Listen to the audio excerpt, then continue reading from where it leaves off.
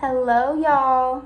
We are on chapter 8 of Medical Medium Brain Saver, Your Addicted Brain. And with me, I have watermelon juice. First time having watermelon juice since last summer. So this is very, very exciting and I love it. Okay. When we think about addiction, we bring to mind the opioid epidemic and street drugs and alcohol, hotlines and rehab programs to get dry and recover. We envision someone financially exhausted from their addiction. We see the turmoil that addiction can cause in their own lives and for the people who love them. There are plenty of theories: hardships at a young age, mistakes made, peer pressure, bad influences. Genes are now entering the picture too. The idea being that the person suffering was somehow born with an addictive gene. Whenever you see genes blamed like this, it's wise to employ some healthy skepticism. Genetic theories, usually papered with poor studies, are an easy out that make it seem like the very fiber of someone's being is at fault. They're a way of saying we don't have real answers. Genetic theories can make it feel like addiction is inevitable or unfixable, and like fighting to free yourself is a losing battle into your DNA. Here's what's critical to know. Genetic addiction remains an unproven theory.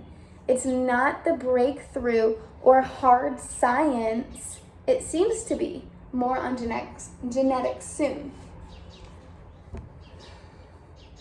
I did hear that genes is just being blamed on like freaking everything. And it's like, how could it be our genes, even though like 200 plus years ago, that wasn't a thing, like genes wasn't being blamed, so I don't know.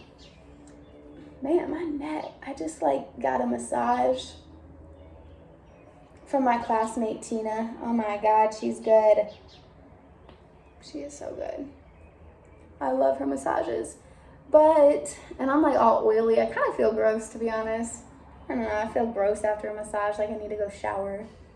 But I haven't. And when I say I just got a massage, I mean like over 8 hours ago.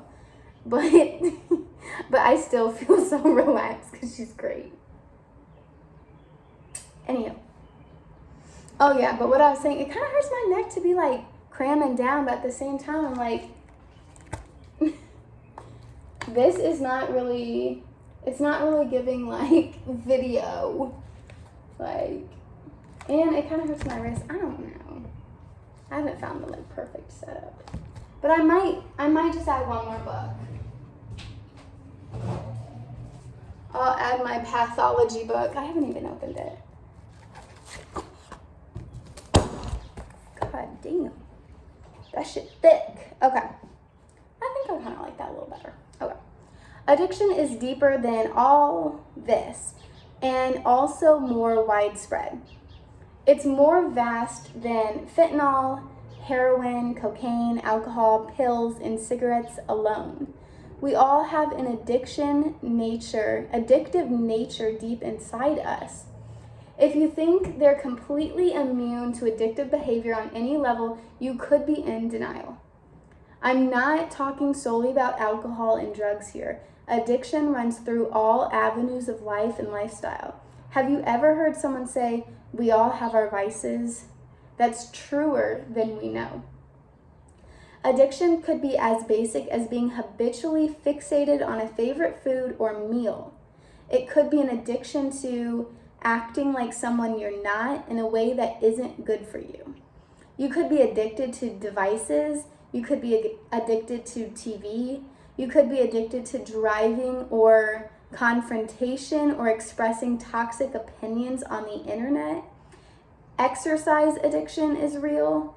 So is addiction to shopping or adrenaline play, such as ziplining, hang gliding, or bungee jumping. You could be addicted to looking outside your front door all the time, checking up on your neighbors perhaps more frequently than you should. You could be addicted to staying up late or staying up all night, using the excuse the world is quiet then, so I can get a lot done. You could be addicted to collecting pets, antiques, anything. because you feel like your collection is never complete. You could be addicted to hoarding, not wanting to throw anything out. You could be addicted to organizing, where the addiction runs so deep that everything has to be perfectly organized, and it pains you to have one little thing out of place. Or you could have a more serious addiction, caffeine addiction. On top of the caffeine, you'll find in coffee, black tea, and kombucha tea, there's caffeine in chocolate, cacao, matcha tea, and green tea. There are people for whom caffeine controls their existence, whether they realize it or not. It's common to get the shakes in the middle of the day as your morning caffeine weans off, prompting you to reach for the afternoon dose. Caffeine is an acceptable, normal addiction that no one's ever supposed to question, even though it can create serious struggle. We often talk about caffeine addiction jokingly. My family knows not to get between me and my morning cup of coffee. What we don't often hear is the reality that caffeine is a psychoactive drug. Other serious addictions include sex addiction, or gambling, or driving too fast. Addiction to scented candles, air fresheners, perfumes, and colognes are serious too. These types of synthetic fragrances are injurious to health. They're actually engineered by chemical companies to have an addictive quality so that we won't be able to break the urge to keep buying them and keep contaminating our personal world and world around us. Not all addictions are negative. There are positive ones too. You could be addicted to getting a full night's sleep. You could be addicted to healthy hobbies. You could be addicted to being outdoors. As we'll cover at the end of this chapter, our addictive nature can help us in this way. What about if our addiction doesn't help us? Our addictive nature can quickly turn unhealthy if we don't know what really causes serious, dangerous, or even destructive addictions.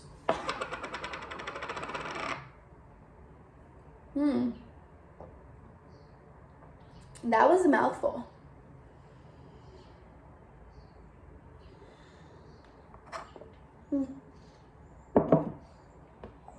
Yeah, if y'all want to talk about addictions in the comment, go ahead. It's still a little, I have just a tiny view on my videos right now. But, you know, if y'all want to. I definitely going through this journey of health.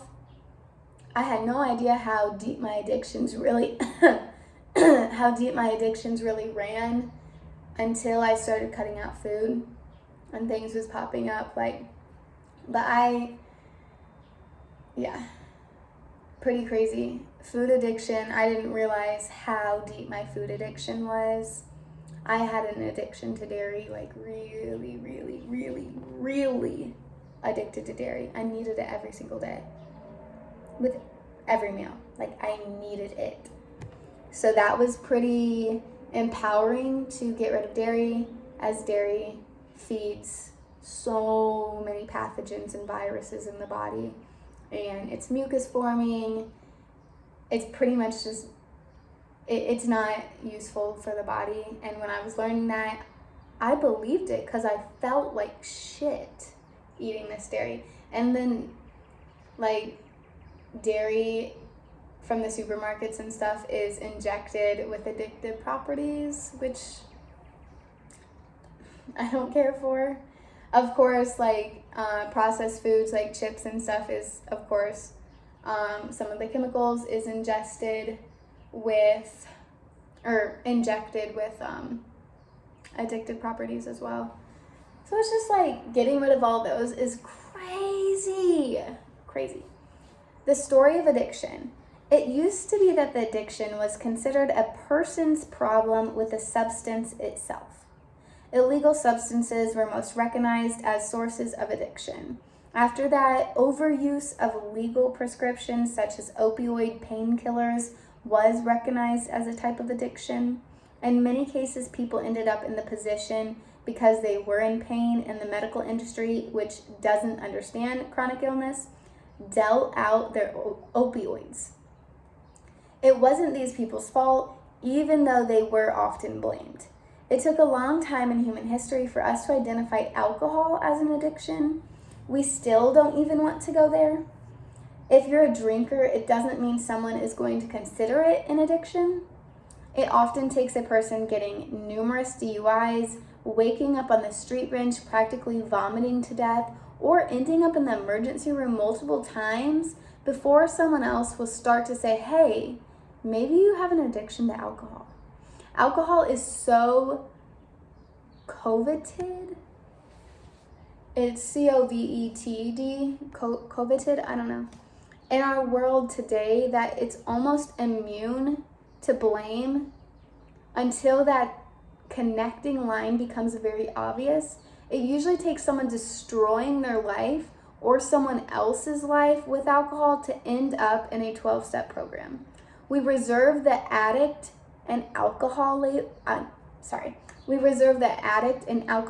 label for those extreme cases.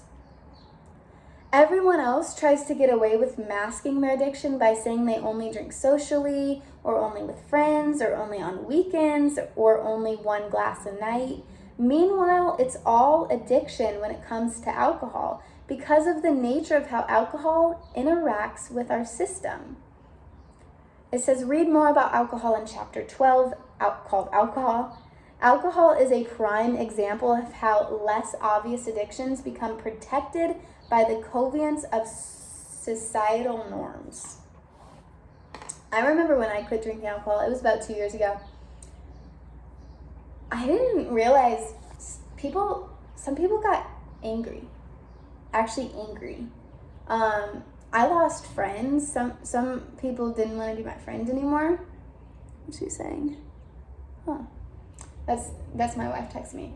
Yeah, some people didn't want to be my friend anymore.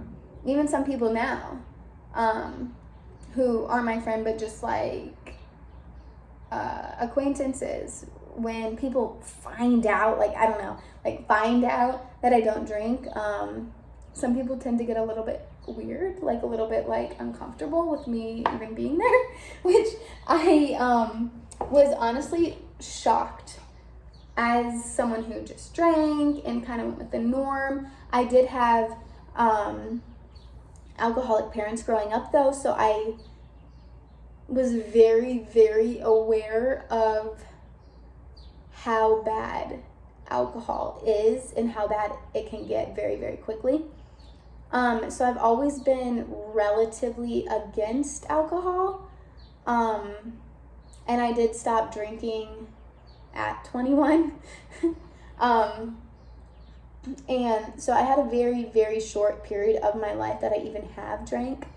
And once I started learning about alcohol and how bad it is for the body, I was like, you know what, I don't even want to do it. So that's kind of my little short bit about alcohol. But yeah, it's pretty crazy.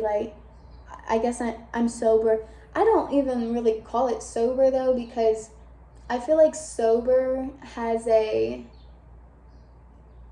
kind of aligns with you used to be an addict. But based off of what Anthony William, medical medium, says, even drinking a little bit of alcohol is considered an addiction. So I guess even the word addiction itself is flexible, I would say. People have their own idea of what an addiction is or what an addict is, because you might look at somebody and you might be like, wow, they have an alcohol addiction. They are an alcoholic, right? You might think that. But then you talk to them and they'll say, oh, no. I'm not an alcoholic. Well, Billy Bob down the street, he drinks twice as much as me. I'm not one. Mm-mm.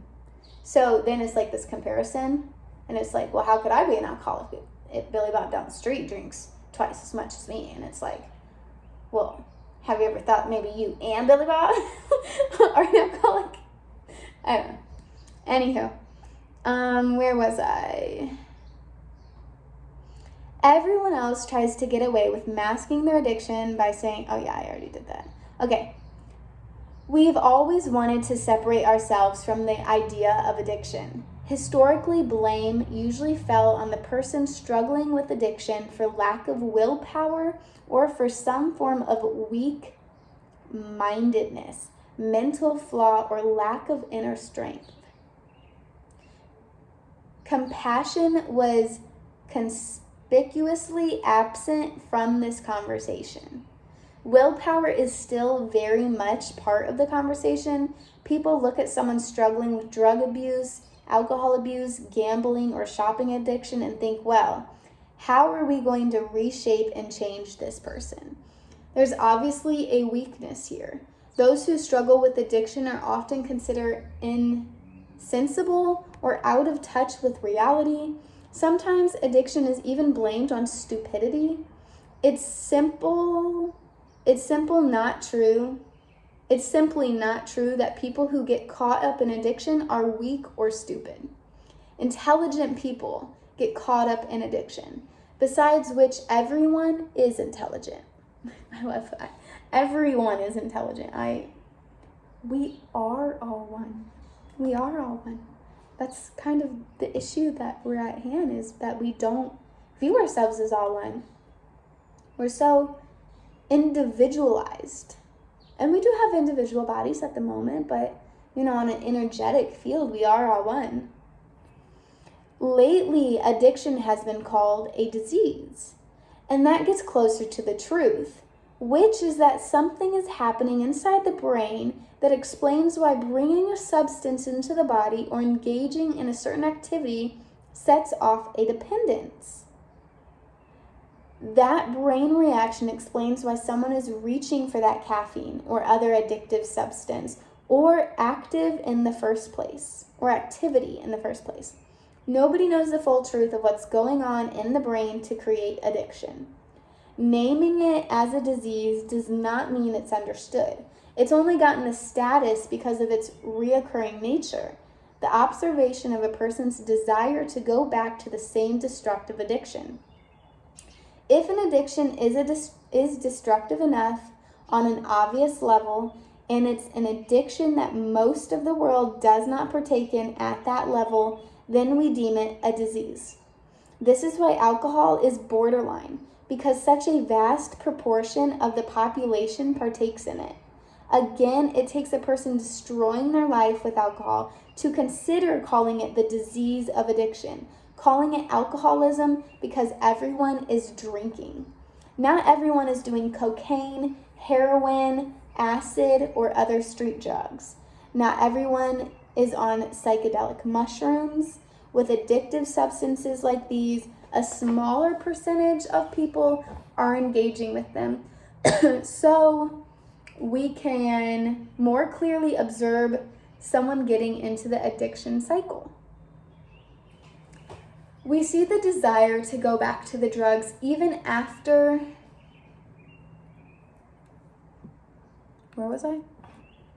even after surviving withdrawal and sobering up. That's when we determine that it must be a disease. With some substances, there isn't that gray area. With someone just doing a little bit of heroin each weekend, there isn't a socially accepted ritual of a glass of heroin every night. The way you may see someone drink a glass of wine each night. A drug such as heroin can quickly spiral into the destructive place that makes it a clear addiction is at work.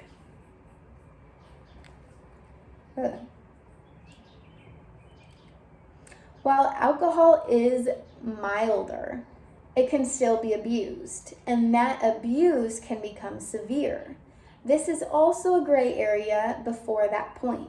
You can have a glass of wine every night and not call that a disease, because alcohol is socially acceptable and protected in this way. Almost all the population drinks, and we don't want to think that's a problem. Only when someone is on their 10th DUI or has injured someone while driving under the influence or has been revealed to be abusive towards family members when drinking or has lost family and friends due to their alcoholism and then finally goes into rehab, gets dry, gets their life back in order, and then ends up on a park bench again with a bottle of wine in a brown paper bag, only in the small percentage of the population are we ready to deem it a disease. It's taken a lot of attention to even get here, where we will call that a disease rather than a lack of willpower or a moral failure. In cases like this, where it is pronounced, we observe enough repetition of pattern, enough struggle, that we've come to accept it as an addiction and brain related, even though we still don't understand the rest of the equation.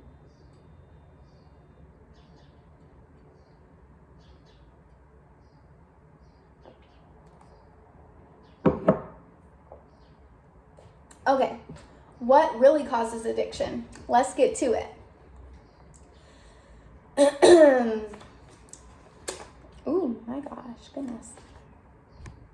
Okay, the truth is that 4 main types of causes can create a susceptibility to addiction: toxic heavy metals and other contributing brain betrayers. That's 1. Number 2, deficiencies in the brain, particularly in glucose, glycogen, and or trace minerals. Number 3, emotional injury, whether early in life or later. And number 4, early caffeine exposure, whether in the womb or as a baby, toddler, or child. So yes, do not drink coffee while pregnant. I can't believe it. It's very unfortunate that it's allowed. I shouldn't really say allowed, but that people are drinking coffee while pregnant. It's mind-boggling to me, actually. I actually had a friend who was pregnant, had her baby recently, and was drinking coffee the whole time. And I was just like, it's kind of hard to watch because I do know this information, but I'm not about to give people my opinion on how to live their life either.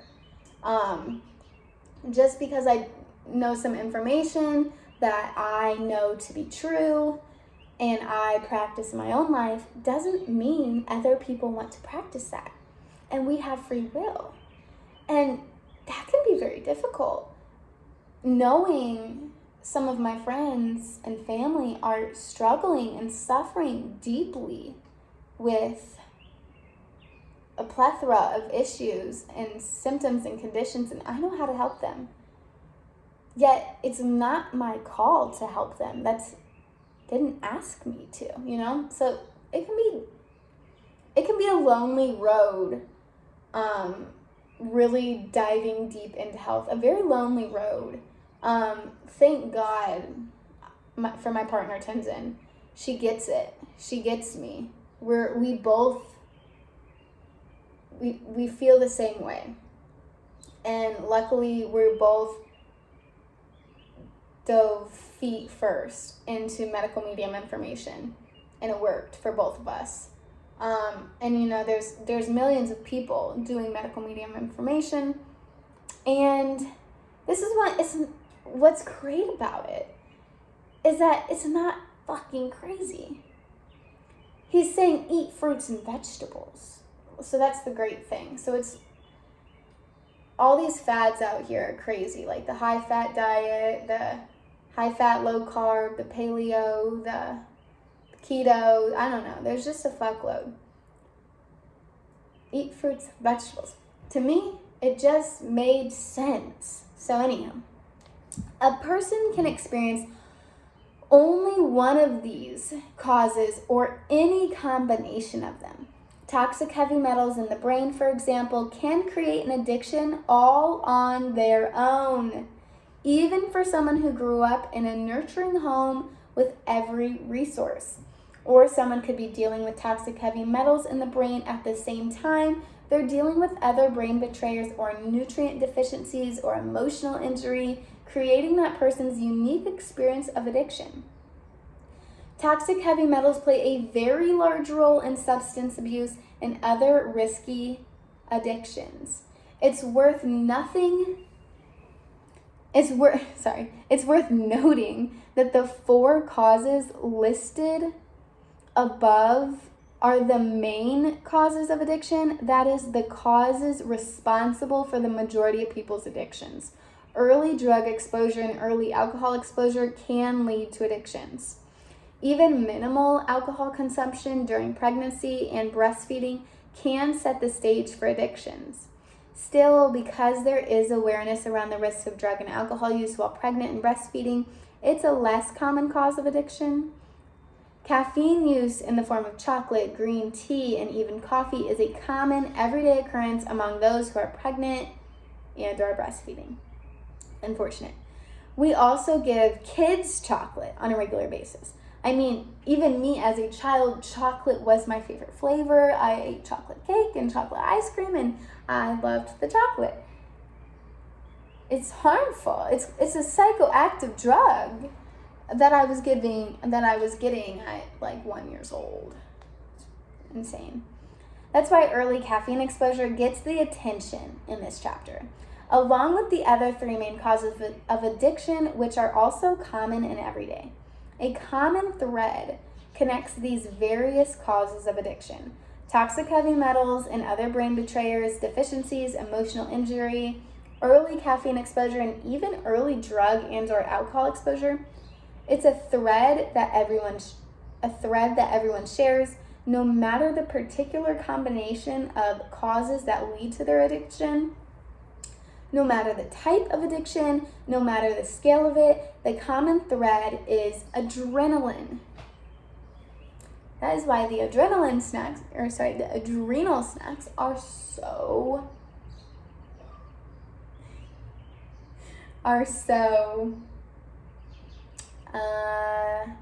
needed. Yes. Little birdie. Hi, little birdies. God, they're so cute. The adrenaline of addiction. The role of adrenaline is central to understanding addiction. When we're addicted to a substance or activity, we are essentially addicted to the adrenaline it triggers. Let's take a look at how that works, starting with the first type of addiction cause, toxic heavy metals and other brain betrayers. Adrenaline plus toxic heavy metals and other brain betrayers. Nearly everyone walking around on planet Earth has an underlying toxic heavy metal load in the brain. Some people's toxic heavy metal load is mild, and some people's load is more extreme. When adrenaline saturates brain tissue, it's almost like an antidote to these underlying levels of toxic heavy metals. Because 1, the adrenaline is like a temporary patch, allowing electrical signals to travel in and around the metals more easily. And 2, adrenaline acts as a temporary anti-inflammatory for any areas of brain tissue where toxic heavy metals are causing mild inflammation. So when a substance or activity triggers an adrenaline surge, that gives us a feeling of relief from the toxic heavy metals hidden in our brain. And then we want to keep reaching back for that relief in the form of whatever substance or activity triggered the adrenaline. I love that. That's so, I didn't know adrenaline acts as a temporary anti-inflammatory. That makes sense, even why one would be addicted. That relief. I know smoking weed is very, very common. It's almost like, at least in my area, it's almost unheard of for you not to smoke weed. Unheard of. And I think weed is labeled like chill, like people who have more of a chill vibe, more of a like laid back, I'm cool with whatever, like I'm just trying to chill and watch, like just chill out, you know, chill out and have some food. I've had a debate about this as someone who used to smoke weed and used to be addicted to smoking weed. I used it every single day for, I think, about 2 years. I did use weed every day, either in the form of smoking it or eating an edible. And now I have a debate that, are you really chill if you have to use a drug every day? Because I was considered very chill, like very, very laid back. But was I chill? I was on a drug. But then there's also another debate that I've had with many people. Many people do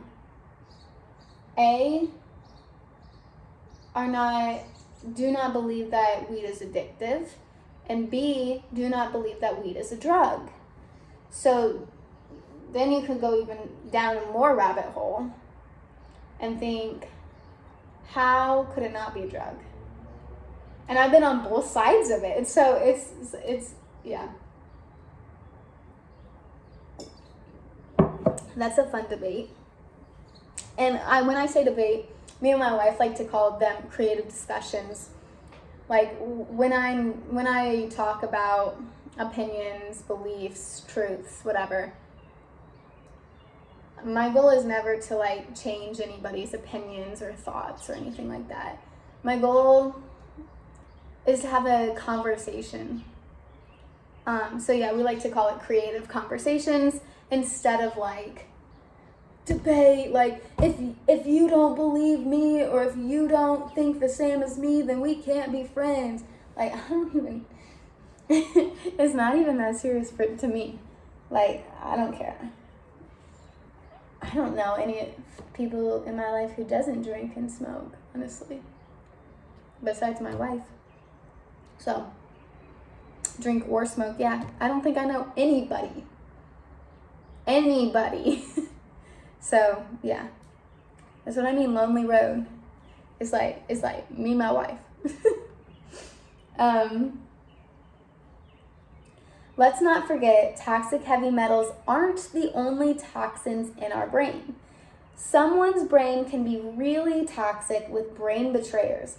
On top of toxic heavy metals, excuse me, there could be multiple chemical poisons and acids, plastics, radiation, and or other brain betrayers circulating in the brain and inhabiting brain tissue. And MSG deposits, toxic calcium deposits from dairy, and salt deposits create crystallizations in the brain that act as obstructions to electrical pathways in the brain. Adrenaline can feel like sweet relief from any kind of toxic overload in the brain. Just as with toxic heavy metals, adrenaline offers the antidote effect by patching over electrical impediments and temporarily reducing the mild brain inflammation that results from toxic overload. In this way, toxic overload creates a susceptibility to addiction. The fewer toxins in the brain, the less susceptible someone is to addiction. There are more obvious addiction sources that trigger adrenaline surges, and there are less obvious sources. Some people fall into substance abuse, for example, whereas others develop an addiction to heated arguments and confrontations that put them within arm's length of danger and therefore pumped up with adrenaline.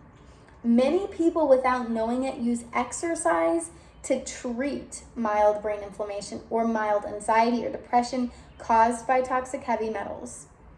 The adrenaline produced by the exercise provides a temporary feeling of relief. This is how exercise addiction can develop. Some people have severe health conditions that prevent them from exercising much, so they can't use exercise adrenaline surges to manage the effects of toxic heavy metals on their brain. Even those people who are physically capable of exercise find that it's self-limiting. We can't exercise every minute of the day and night to hold back anxiety and depression. People often resort to the drug caffeine as an adrenaline-producing treatment, whether they realize it or not, sometimes even consuming caffeine before their workouts. No matter what substance or activity someone uses, what no one realizes is that they're using the substance or activity as a tool to trigger adrenaline highs from momentary relief from toxic heavy metals and everyday toxins in the brain. An individual's degree of toxic heavy metal burden especially is part of what determines how extreme an addiction can get and how heavily someone leans on adrenaline as a quick fix. We're gonna stop there because that is a lot and I'm going to digest. So maybe, I think this will probably be 3 parts and we'll get into more of